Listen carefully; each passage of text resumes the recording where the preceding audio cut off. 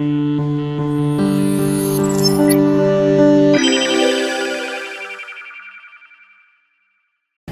China is the authoritarian systems, and their media organizations is just the tongue and the throat of a Chinese Communist Party. Their Chinese media organization has to obey that principle and opinions of the Chinese government. And also, their activities have also influenced to the Chinese older people. Let me say some candid opinions. There exists a public opinion in Japan, however, there is no public opinion in China. There is only a ruler and obeyer in China. And we cannot say Chinese ordinary people have their own some political opinions in their mind, and they cannot express it explicitly to the public.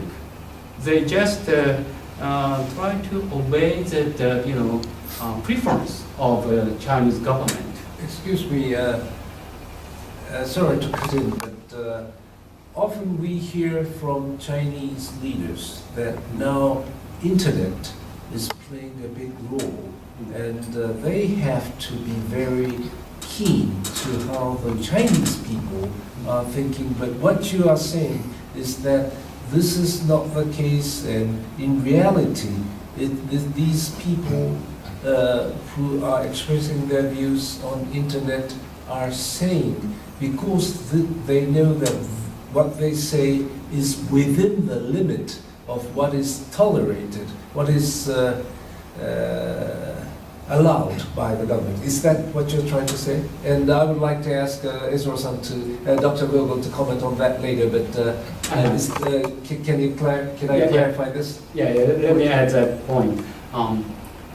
Chinese government officials often say that yes, there exists the public opinion in China through the internet, and they keep some hard-line positions, sometimes criticizing governmental soft positions.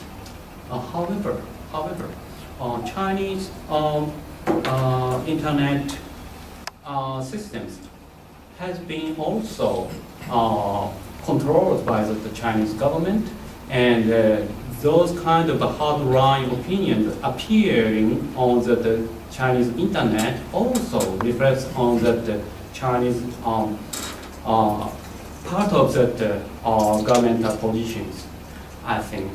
And some of them represent the opinion by the People's Liberation Army. In short, you are saying that public opinion in China and public opinion in Japan cannot be sort of parallel or weighed the same thing. It's a very different. One is guided by the party or government, and one is totally sort of freedom of speech. Put it simply, this is what you're trying to express. Exactly. Okay. Kondo-san or Ezra-san, would you like to comment on that? Yes, I would like to comment on that. I've been going to China now 42 years. And when I first went in 1973, people everywhere were afraid to say anything. And even visiting a school was considered off limits. And I think that now, when I speak at universities in China, almost anything can be discussed. It's a remarkable continuing change. And I think many journalists now in China want to express things more freely, and there are many newspapers like Danhua Zhoumo and Caixin and so forth, where people are now expressing Yanhuan Chunqiu, where people are expressing different views, so that I think things have really changed. Also, I think that the government is sensitive to public opinion because they want to keep order. They want to keep social order, and they want to keep unity. So there have been demonstrations in various places, and the government does make an effort to influence opinion. But the system is too open now to be able to control in a tight way. When you have 200,000 Chinese students in the United States and 60,000 or more in Japan and many elsewhere, who write emails to their friends every day in China and who go back to China, there's no way they can keep the system as closed down. All this employees of the state publications who try to control the internet cannot completely control all the opinions. So I think we're dealing now with a system. It's not exactly the same as a democracy in Japan and the United States, but it's a much more open system. There's much more contention. There's a much bigger variety of opinion than existed in the past. So in what China. Ezra-san is saying that, of course, it's not comparable to Japan or United States, but compared to past, it has developed a lot of freedom of speech. To compare with what is the difference here, I think.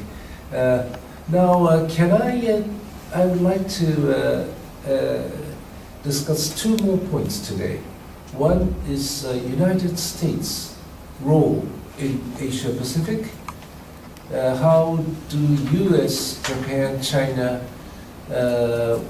could elaborate its relations? Second issue is economy. Is Chinese economy slowing down? Is this cyclical or is this structural? And how would TPP be viewed in the context of this Asia-Pacific economy? But let us start from this first one. Maybe the TPP could be discussed in this first part of discussion of Japan, China, United States. U.S. is now, this administration, Obama administration, is taking the policy of pivoting to Asia Pacific and try to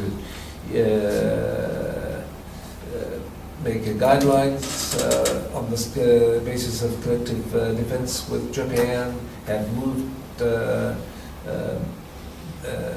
training bases to Australia, and tried to use bases, training areas in Philippines as well, and the whole difference is seen here. And on economic front, there's TPP. From Chinese point of view, they are, of course, not welcoming this pivoting, thinking that this is sort of new types of containment. Now, what would be the Chinese dream, if I may say, what would kind of role would they like to play in Asia Pacific? How would U.S. like to design its relations with China in the coming decades, 3 or 4 decades? Let's look at 20, 30 years. Who would like to start on this U.S., China, and maybe Japan as well, so relations, the whole big Asia Pacific? I'm always happy. Professors, you know, are accustomed to talking. I'm very happy to jump in on all these questions. I think the United States is allied with Japan, and it's more than just a formal alliance. I think there is a comfort level when Americans and Japanese meet each other in an openness and a relaxation that makes for a very easy conversation.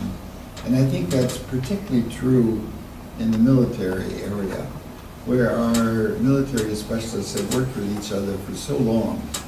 I detect a very positive and comfortable relationship there that still exists. At the same time, paradoxically, American leaders probably spend more time thinking about China than Japan and having more meetings. Because with China as a rising power and its influence in so many areas like the environment and national security, if we want to have a stable world order, we have to spend a lot of time working with China in managing that relationship. So I think it's quite paradoxical that on one hand we're allied and comfortable with Japan, and yet we are beginning to work with China on all kinds of areas. I was just in China. Are we like a long-time old spouse? Is that what you're saying? I hope it's a good relationship with my spouse, and it's comfort, and we still do things together. But not only do we have to work with China in so many areas, as they expand their investment abroad, and they begin to strengthen their military, and begin to move in space and deal with cyber issues where we have differences. It will take a lot of time working with them. And when I was in Beijing last week and talking to some officials who were involved in the visit of Susan Rice, our national security advisor, they said that we had a very broad range of discussion on issues in preparation for the APEC meetings when Obama will come to China. And another thing I would say, not only maybe is like an old spouse, but the fact is that China has many more think tanks than Japan. So on all kinds of issues now, thinking about strategy, there are many more detailed, broad-range strategic planning institutes in China than in Japan. And so when our officials meet with Chinese in various areas, we don't agree often, and we have different opinion, but I think there is a general respect that many of the Chinese working on these issues are quite serious and have done a lot of thinking and are good quality, so that there is meaningful conversation with Chinese. The big issue, of course, in the long run is as China gains more power, and if we have budgetary problems, how do we, and Japan and other countries, I think that if China begins to behave in too forward and too aggressive a way, that the other countries will gradually pull together and cooperate on a broader scale to balance China. So my hope is that, and I think many Americans feel the same way, that we can manage a stable context in the whole relationship so that we don't have to become so antagonistic. It's clearly not a Cold War, but it's a case of an expanding, confident country still on the rise that we have to work with in order to keep a global stable situation. I think the trajectory is that the Chinese will play a much bigger role in the world than the Soviet Union did. They're moving to Africa, Latin America, as well as other countries. And the rest of us, have to cooperate and work together on a lot of the same issues. And in some issues, if China pushes too hard, we have to cooperate in trying to restrict it. So Thank you very that's much. my view. Before going to the main discussion, I'd like to correct some worldly notion that Japanese budget situation is really worse. This is the overall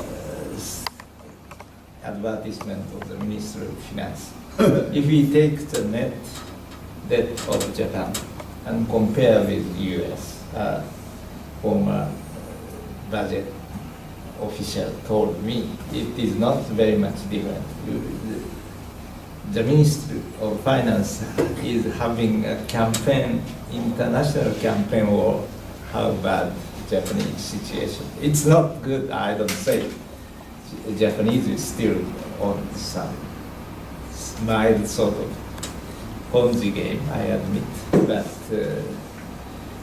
Japanese situation a problem, and if something happened like earthquake or Chinese intervention, that's is serious. In that sense, I agree with you, but the whole notion that Ministry of Finance propagate or sort of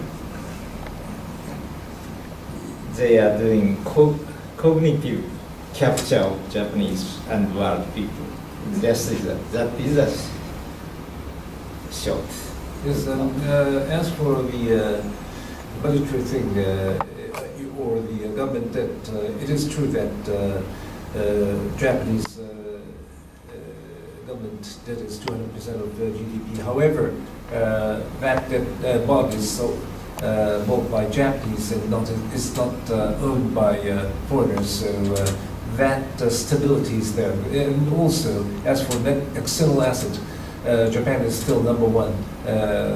It's more than number two China, and number three Germany added. So we don't really look too much on that aspect. So we have to always keep that in mind as well. I think Kondo-san was raising a hand. Yeah, coming back to what Ezra said, that the U.S. role in Asia for the improvement of Japan-China relationship. I think although the overall views of the current situation of me are slightly different from that of Sasajima-san, but that doesn't mean that I ignore possible Chinese geopolitical ambitions. I think they have a great deal of ambition to change the status quo. And this is again based on the deep resentment to the 20th century's very frustrating history they have to face. So they are testing us. They are testing the international community if they can do more, if they can sort of change the status quo. But we have to remember that China, being a member of the permanent Security Council, permanent member, so they have a deep responsibility to maintain the status quo and help everyone improve the situation within this framework. So together with Russia and China, who are two of the five countries with veto, they are trying to change the status quo. And therefore, it is a very important role for the US to remind them of their responsibility. The United Nations may not be perfect, but it is a product of long years of wars and conflicts and so many casualties. So we have to honor the Security Council and also the UN as a whole. So here, US has a very important role to maintain this status quo. Not everybody is happy, yes, and someone wants to change the present status, but they have to do it in a peaceful manner. This is the basic principle. So US still being the number one military power, economic power, has a strong responsibility, and we, Japan and other countries have to cooperate with. So this is... As you say, I think it's true that a lot of countries in Asia would be looking upon the United States to be playing the key role of maintaining the status quo without, and they would not like to see that the status quo will be changed with forces like what is happening in Ukraine or elsewhere. That's Exactly. And that's the U.S. Responsibility. Yes, the history of humans is a repetition of wars and conflicts and the reconciliation, establishment of a peaceful organization like League of Nations, United Nations, and Paris Treaty, and etc. But those who have been sort of defeated in the last war, by gaining some power, try to change the status quo. That's okay. But what has been done by Germans and others, Japanese as well, were to resort to force, military force. This is something we never should repeat. So in that respect, the U.S. Is still a heavy responsibility, although President Obama has some problems domestically, and economic situation or fiscal situation are not very favorable, but this is a very important moment for the West to maintain growth. Thank you. And as Professor Vogel has suggested, U.S. may have budgetary issue, and people may, in United States, may think, hey, why us alone? So that is why maybe Abe-san is trying to bring in collective security, collective defense, I'm sorry, protection of peace, protection of secret information act, also relaxing of arms sale, in order to do what we can within the framework of Constitution. Do you have any suggestion, comments, Sasajima-san, on this issue of U.S., China, and collective defense and those issues? Yeah, thank you very much. It looks like Abe administration is trying to reconstruct the U.S.-Japan alliance using that some linear approach. One is that, as Ambassador Fusaki suggested, he tried to change the governmental interpretation of the exercise, limited exercise of that right of collective self-defense, and also Abe administrations, Abe cabinet decided it by themselves, and they tried to review the U.S.-Japan defense guidelines within this year, and also he will submit that some new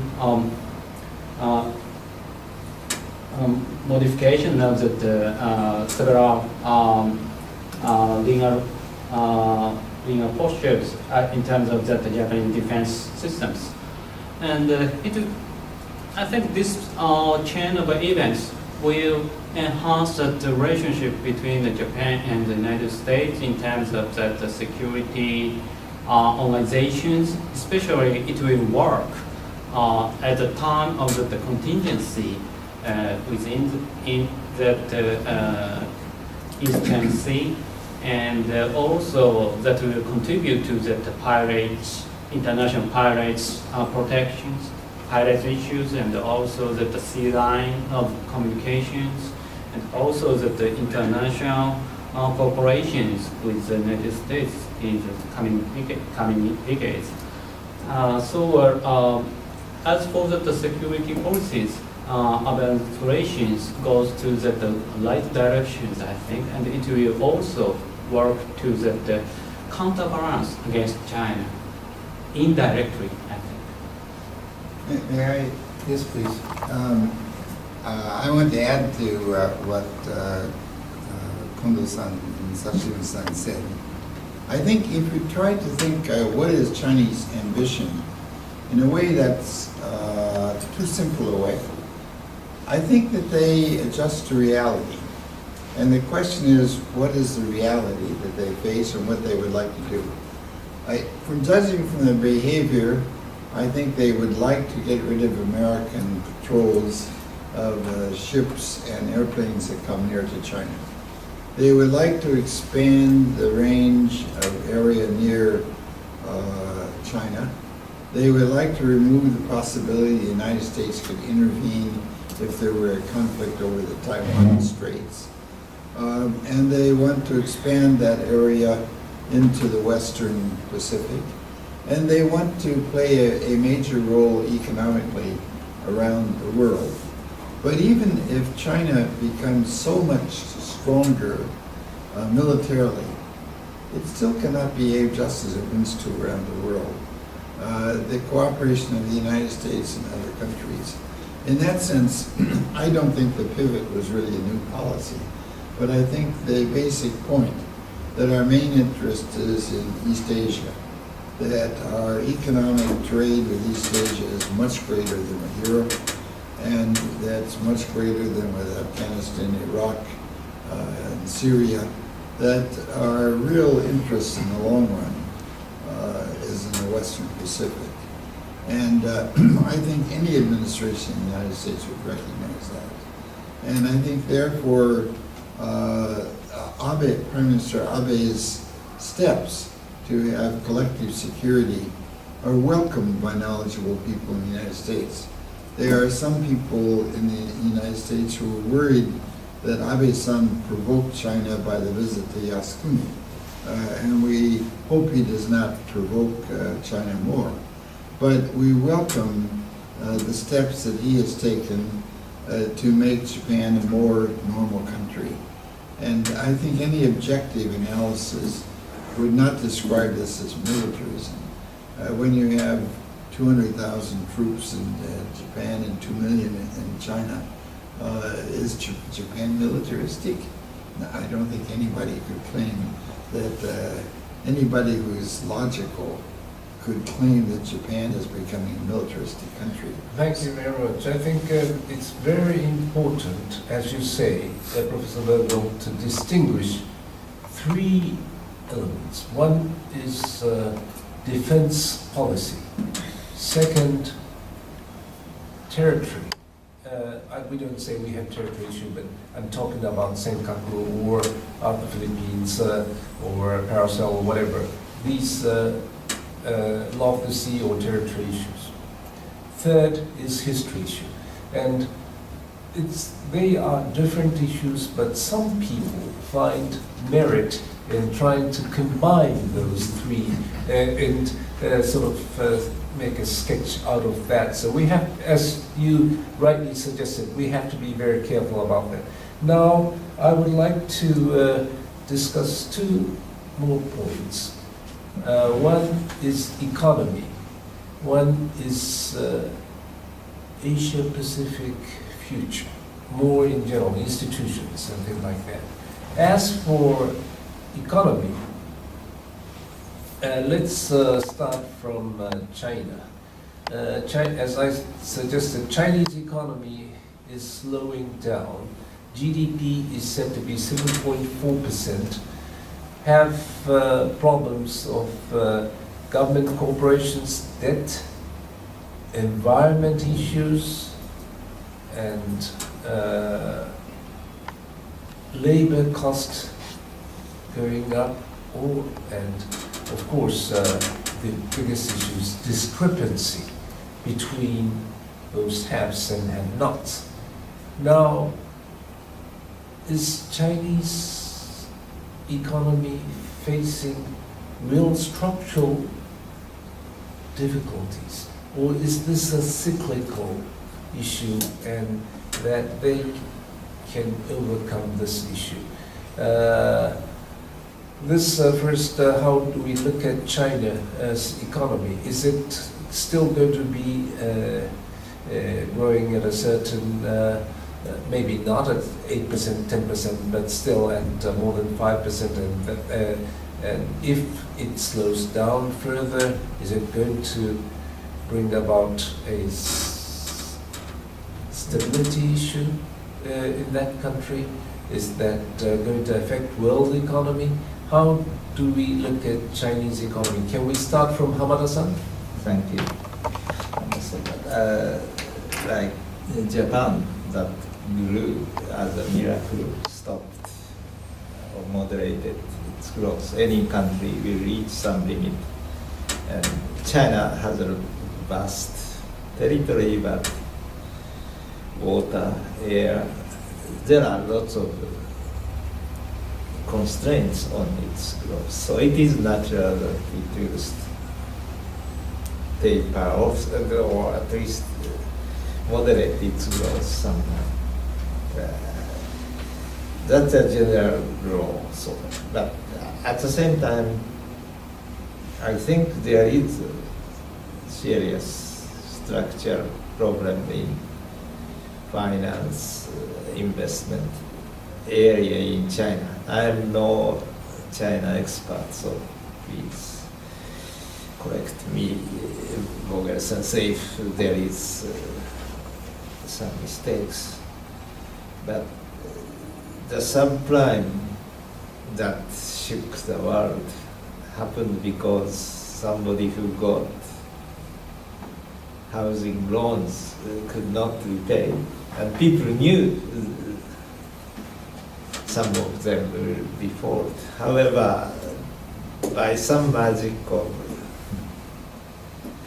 portfolio or like diversification and so forth, they thought compound securities out of these inferior loans can maintain, and it was found out like Cinderella's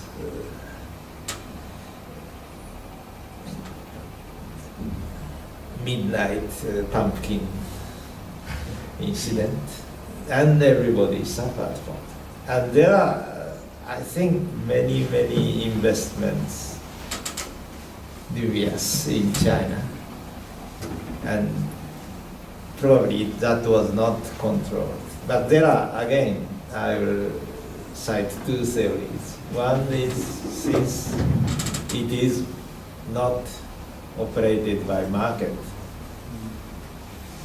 it is very dangerous. The bad loans are associated with bad economic miscalculations in the West, but in China probably it may be associated with some political connections and so forth. So the objectives of investment is mixed up with political cruel device, capitalism, and if it's capitalism. So that part is dubious. That is one way that market would solve. But since the Lehman crisis showed that market didn't work well, so some hopeful people say because it's not completely market phenomenon. Justin Lin, for example, says so China can contain this problem. And as long as, he said, China maintains some economic growth quantitatively, those qualitative issues will not be serious. But I cannot answer whether these two views, which of the views is correct. Yes, please. Hamada-san, I'm not an economist, and you are, so you know economic issues much better. But from my understanding, I would say there are two big structural problems that China is facing. And then I think there's a new source of the growth. The first structural problem is that because local communities had almost no taxes, they didn't have enough regular income to pay for the costs of local development. So for the last 10 years or so, local governments have been selling property around the edges and taking investments on a very large scale for construction and using that as a local income. That cannot continue forever because you cannot have an infinite amount of agricultural land that's transferred to urban areas. That must slow down, and that has led to a lot of big loans. And a lot of the big loan problem in China is from those local areas that have had huge investments. The local official wants to show to Beijing that he can make his local area grow. So that has led to a lot of bubbles in local areas. And I think that is one of the big structural problems. And they have to find now some new way of getting local finance on a more regular basis with some taxation to avoid that problem. And that transition is not easy. A second structural problem is that the big corporations are now spending so much money, have so much wealth, and they do not have the dynamism and the flexibility that independent private firms. And they need to do more to privatize more of the public sector. Too much is still in huge corporations which are not adapting. So I think those are two of the most fundamental structural problems.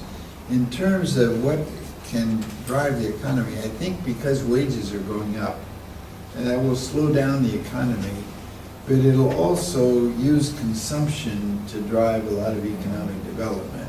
So I think a lot of the economists in China who are thinking about the future of their economy are now thinking of trying to stimulate private spending, and that the greater availability of money through wages, that consumption, will now be used as a leverage to try to increase the economic growth, and also to move to higher technology, just as all the other countries in rapid growth have moved from labor-intensive to higher technology.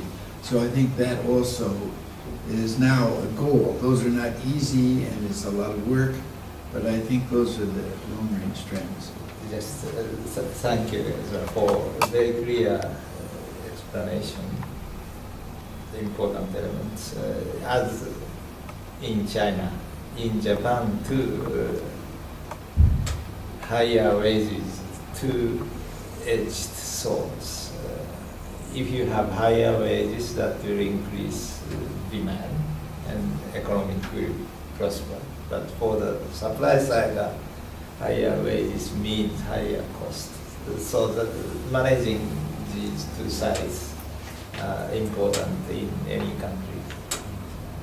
Thank you very much. For the moment, I think Addison has been successful in advising the big companies in Japan to go for wage increases. As for middle and small size and local, it may need some time span, isn't it? Yes, Japan. but what is gaining now is not organized labor. And newspaper sometimes criticizes, but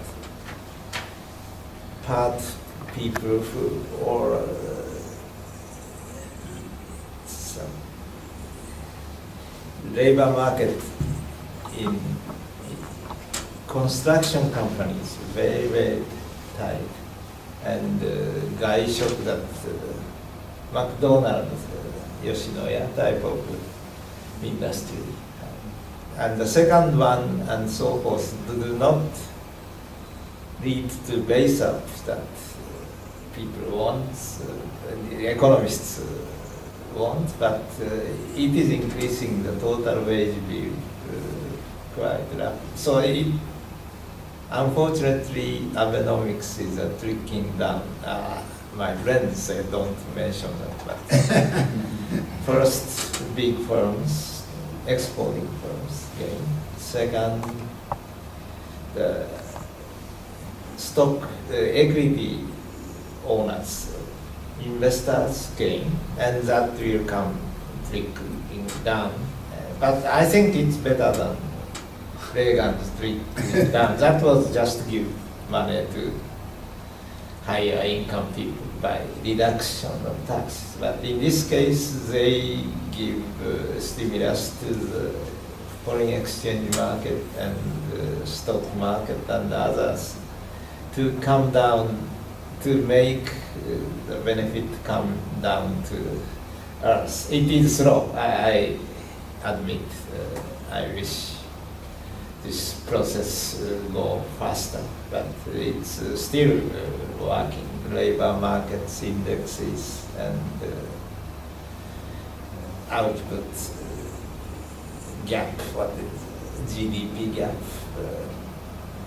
those are showing universally, locally also, everywhere it's improving. So the basic health of Abenomics is fortunately healthy right now. Thank you very much. Is there anything you'd like to add on the economy? I'll ask to the Professor Hamada. It seems that still now top priority for the Chinese economy is that the reform policy towards the governmental corporations. Former Premier Wen Jiabao tried to proceed at the reform policy for the governmental corporations, but he couldn't achieve that. Although still that the Chinese economy has kept at the 7 to 8% increase of the economic growth. But is there any possibility that President Xi Jinping and his administration can achieve that reform policy of their governmental corporations? It looks like they try to criticize the foreign industry so far within China. I think it is just a superficial phenomenon. But what do you think about the future of the governmental corporations in China? I agree with you, the last part very much. And I cannot talk about China, but generally structural reform is very difficult. And in case of Japan, the reason I was not so welcoming about the structural reform was the demand because of poor monetary exchange rate policy. Demand was always in short, so increasing efficiency and supply of the capacity used to be not so effective to increase the actual output and employment. Now it is coming to the stage that we have tightness in labor, construction market, etc. So I think from now on, supply side is very important. However, there is an intrinsic difficulty in structural reform, particularly on public sector. We have to use bureaucrats to improve the efficiency or to make the regulations leaner and more efficient. But many of the bureaucrats are getting many benefits from regulations in Japan too. So they resist any reforms. For 34 years, there was no new medical school built in Japan. It's incredible in this very fast moving modern technological society. But they try to keep the doctor's market to be profitable and so forth. And I think I say this is like disrobing Europe samurai's armor by samurai themselves. So always there are resistance from welfare ministry that labor regulations should not be really relaxed, etc. And that is just keep some of the interest of the bureaucrats who are controlling or who have some position to parachute into, and the vested interest of those people in the group. So because of this difficulty, I think structural reform is extremely difficult, and I think that will apply to China. And the only hope of the present cabinet is Mr. Abe and Mr. Suga, always in favor of improving the quality of the bureaucratic system. Whenever there were some resistance from groups and particularly bureaus to register certain liberalization schemes, then 2 weeks after that, I'm seeing from abroad, Mr. Suga come to the press conference and we will consider, for example, corporate taxes. There are strong opposition from Minister of Finance. But after a while, Mr. Abe and Suga persuaded others to proceed. Thank you very much. Now we are coming to those, but before we end, I'd like each of you to touch up on your views on how to improve our Japan's relations with China. How do you see Asia Pacific in coming decades? Is there a possibility, maybe not now of course, but of institutionalization like Asia Pacific Community? We don't hear that too often, but using these TPP and APEC as a tool to go to that kind of EU type of community in the future. This is a little far-fetched, but how do you look at Asia Pacific in the future? So these two issues. One is the immediate issue of how to improve relations with China, how to engage China more into the international community in the way the others feel comfortable. The second is how do we see Asia Pacific, of course, with the United States in that. How do we look at that? Is there any of you would like to make or if there's anything, a message you would like to send, please say anything you would like to as well. So it's not confined to those two questions, but please, let's go. Any of you, just, I think we'll go just once more. So, Sasajima-san, would you like to start? Yes. Okay. I'm a youngest among these prominent figures, so let me start some young ideas. It seems to be, it is simple for Japan to improve the relationship with China. Well, first of all, we have to resume that high-ranking summit between the Prime Minister Abe and President Xi Jinping in the coming APEC meetings. This would be a first step for Sino-Japanese relationship. Maybe beforehand, foreign ministers will meet at on the sideline of the UN conference in New York. This will be a first step. And secondly, both leaders will seek that summit meetings in Beijing at on the sideline of the APEC meeting. But this is just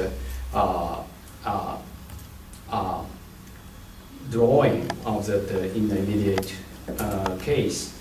However, it looks like difficult to proceed in this way because the Chinese side reportedly tell us that some conditions for holding these meetings. One is that they need some concessions from the Japanese side in terms of the Senkaku Island issues. They want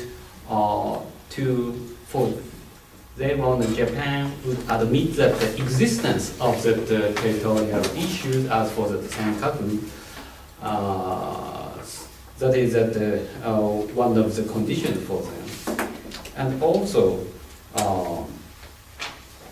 they want that Prime Minister Abe will not visit that Yasuni Shrine again, and they wanted some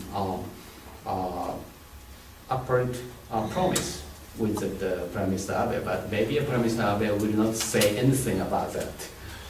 This is his position.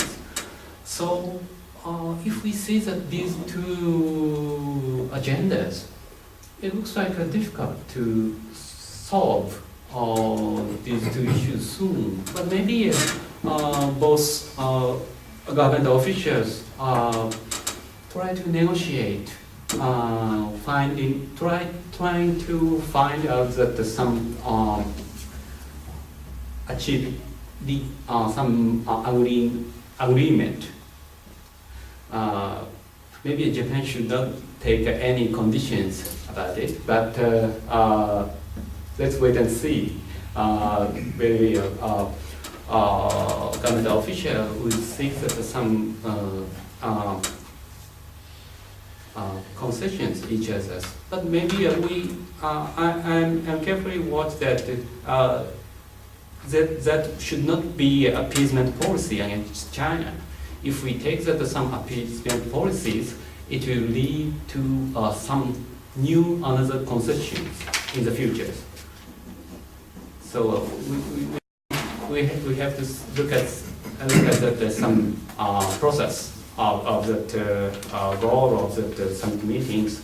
But maybe in the future we should mute this kind of noise of territorial issues, and both China and Japan can enjoy the peace and prosperity in the future based on the interdependent relationship. So maybe TPP negotiations will be a first step, and in the future I hope that China will join the TPP in the midterm levels. In short, what Sasajima-san is saying is that government officials are trained to find the right language where both leaders can explain to their constituency that he has not conceded. In short, and also you are saying that it's important not to follow the step of Chamberlain in the Munich,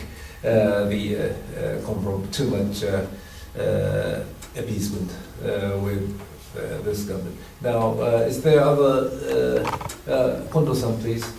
Thank you. I have 2 points to make. First, it is very conventional wisdom, but we have to continue and increase people exchanges. Because if there's a bad press about China, if you have a Chinese friend, you remember his or her face, and your reaction to the bad press will be calmed down. But if you have no Chinese friends, then you think that all the Chinese are demons based on this press. So this is also the case in China. So this may not yield a result, but we have to continue and increase people-to-people exchanges. I have met with master school students who are studying at the Ohira School in Beijing, and they are working on master thesis, and I have met them, and those students who are fluent speaker of Japanese, but they've never been to Japan, and the first impression, according to them, was that Japanese people are so gentle, and so streets are so clean, totally different from the image I had in Beijing. So this is also the case for the Japanese people, because of the bad press, very negative image of Chinese and China as a whole. So increasing human relations, people-to-people relations, is still a very important issue. And also we have to, then they will realize that what is reported in the media or the result of opinion polls are deviated from the reality. This is very important. And secondly, we have to create a favorable atmosphere for the leaders to withdraw their fist, as I said earlier. maybe the business people, the artists, people in the world of culture and media tell leaders that it is our national interest to improve the relationship rather than sticking to nationalism. In this way, we can create a favorable atmosphere for both leaders to make a step forward. So those are two things that I want to suggest. There is no magic wand to improve the situation overnight. Hamada Sensei, just a few words on TPP. TPP is very helpful, and first of all, I will explain to you that Japanese agriculture is no longer backward industry. It's people all over the world love Japanese cooking. And in order to make really good Japanese dish, they need fresh vegetables with clean water from Japan. Moreover, I heard Nagoya area's flowers are most precious in Asian countries. So some part of agriculture can be a good export competitors. But some people, traditional rice farmers, they have to suffer a little bit to get better trading atmosphere. And I'm afraid it seems it's not Japan, but on the part of United States that the present negotiation is lingering so long until at least to the mid-term election and so that's my short comment. And I mentioned about a founder of this international house, Shigeharu Matsumoto, but it's since I cannot invent some device to make China-Japan relationship better institutionally, I'd like to talk about the more human side already mentioned by Dr. Kondo. When Mr. Matsumoto was invited by Irving Fisher, the founder of Yale Economics Department, he went, but he had to come back. He had to propose his later fiancée in London also. So he didn't finish his degree. That's a great regret for Yale administration, that he doesn't have Yale degree. But he was told by his father, also a businessman, to talk to Chinese people in the United States. They will tell you many things as foreigners. So they ate Oriental food in Yale's dormitory. And I don't know the direct connections, but when Mr. Matsumoto went to Shanghai to be a Rengo Dome, Kyodo, the major press director, he watched Nanjing and so forth, but he could catch the Seiyan incident, big political event. Shanghai was captured and so forth. So his dormitory conversation at Yale was, I think, indirectly contributing to his international career. That brought him as an advisor of Mr. Fumimaro Konoe, as well as Shigeru Yoshida. So I learned from Professor Vogel when I was visiting Harvard how to cultivate relationship with younger people. There is a so-called Vogel Juku. He sacrificed a lot financially also, but the important thing is his house was opened every other week also, and we, including me, engaged in lively discussion. So I asked him that Noren goodwill can be transferred to me at the end as well. And I already started several meetings, but these days I would like to try Vogel Juku at the end, emphasizing some group communication among Orientals, Japanese, Chinese, Koreans, Asians, and many interested American people are there.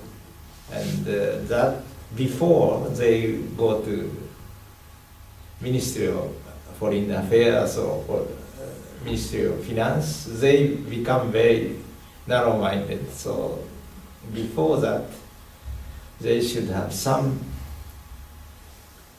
platform to discuss mutual matters when they are not yet captured by institutional constraints. And whenever I will be at Yale, I'd like to ask speakers like you, when you come to the New England or New York area, and unfortunately no honorarium or even some expenses may not be paid to you, but I appreciate if you can come to address to a group of people about the Asian relationship right now. I think all of them, us, would like to do that. Thank you very much. Ezra, please, Professor Vogel. I'm so glad that Professor Hamada talked about this, because we have so many wonderful Japanese students abroad.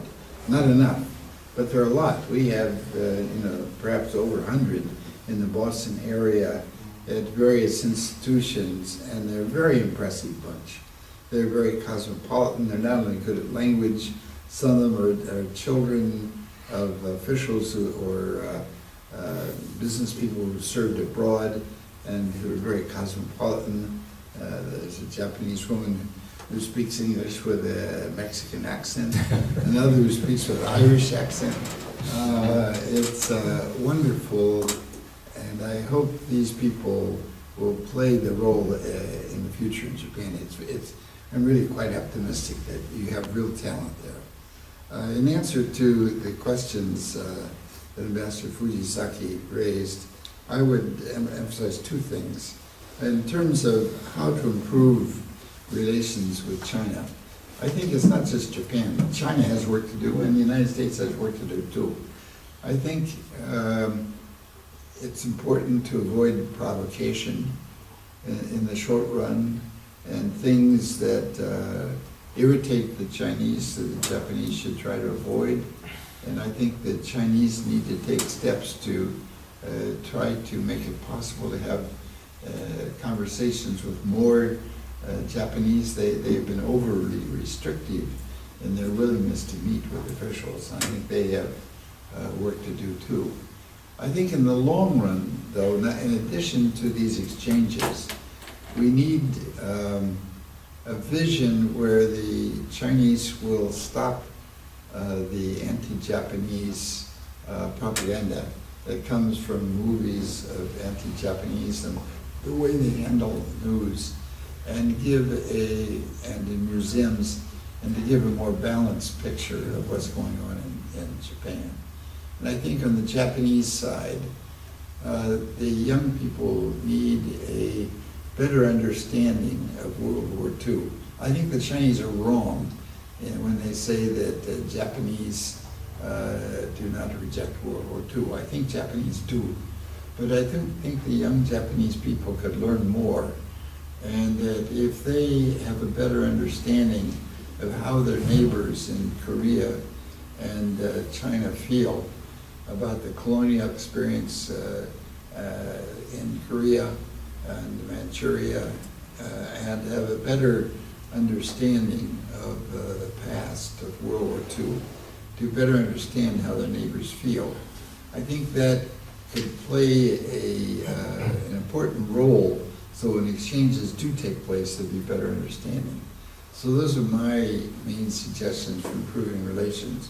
On the question of what kind of structural relationships in the future, I think that we have a lot of structures. I think one thing that we need to do is have more trilateral and quadrilateral discussions. The Chinese now come to Americans all over and say, let's have a joint project on environment, or let's have a joint project on cybersecurity. And many American universities and okay, let's do. I think we ought to say, how about including Japan and South Korea?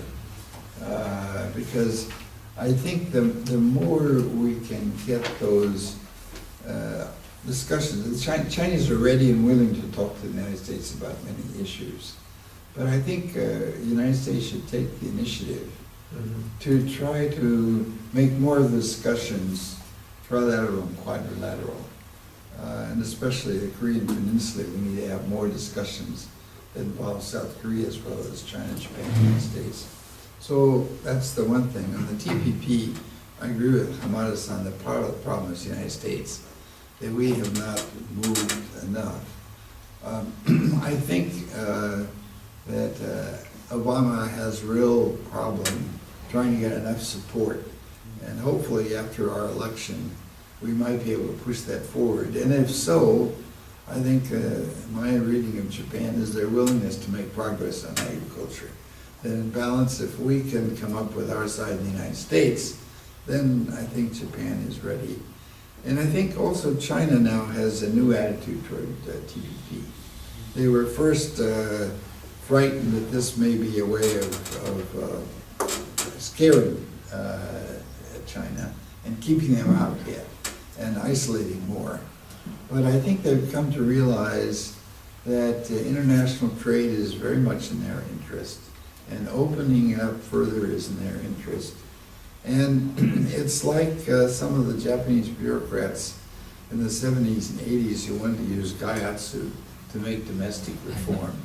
I think some Chinese realize, naturally they don't use the word Gaiatsu, but it's the same idea. They want to use Gaiatsu from these international organizations. Zhurongji was very wise in thinking of how to use World Trade Organization to push reforms in Japan and China. And I think they believe that participation in international organizations is a way of promoting domestic reforms that they want to take place. So I think their attitude toward TPP has changed, and I hope that the United States Congress will support our president in making enough progress, because it's a good opportunity to bring the Chinese into these international trade organizations. Thank you very much. It was a great honor and pleasure to moderate this group of wise men.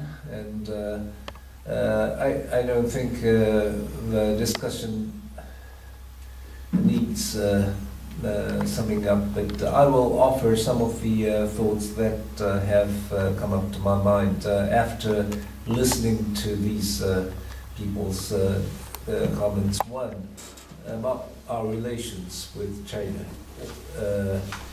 well, it's known that as for GDP, US is number one, China is number two, Japan is number three in the world. So we're not talking about small countries' relations. It's world's one of the most important countries' relations. So that's why the management of this relation is so important. 3 or 4 points. One, it's important not to be provocative. Not from Japan, not from China. It's important that people will keep this principle. Second, the importance of education and media. Not to try to foster hate psychology. At the same time, we have to teach young people the importance of how others feel about us, how others look at World War II, and things like that, I think is always needed. Third, economy is not affected yet, but we have to always keep in mind, economy of meaning Japanese, Chinese trade, but very frankly, investment is going down from Japan to China, and we have to always think that politics should not affect investments, economy, and that the good side of economy should, on the other hand, affect economy. Fourthly, we should not only look at negative side, but positive side. To concentrate on positive side is important, and for that we have to provide vision for the future. Second is the fact that China has lots of structural problems. However, it will continue to grow.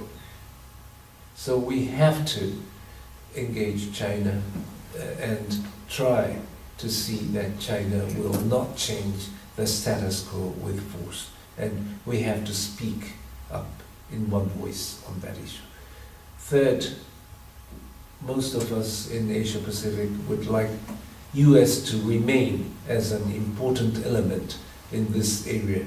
It's not because only for military reason, it's not only for economic reason. It's your founding fathers' principle.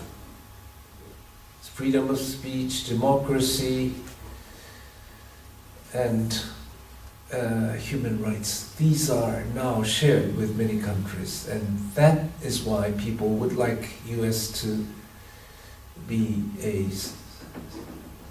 play an important role in this region, continue to do so. Fourthly, we would like to continue to improve our relations with China, maintaining our relations and fortifying our relations with US, so that US would feel that they would not have to take all the responsibilities. It's both US, Japan and China, all three of them have responsibility to bring about more stability in this region. And as for the institutionalization, I think we are not looking now at sort of a very new idea for Asia Pacific community, but using existing fora of TPP, not existing, but which will be, hopefully exist, and other organizations. But as Professor Vogel suggested, it's important that US will continue to advise China to include Japan and, in cases, Korea, to be in the future cooperation, so that those trilateral, quadruple relations will be a basis for the future discussions. I think we're very fortunate to have all these four panelists share their wisdom with others, and now I think we have concluded 2 hours of discussions. So again, thank you very much, everyone, to participate in this discussion. Thank you, Mr. Mercury. Thank you. Excellent. Excellent. Conclusion. Yeah.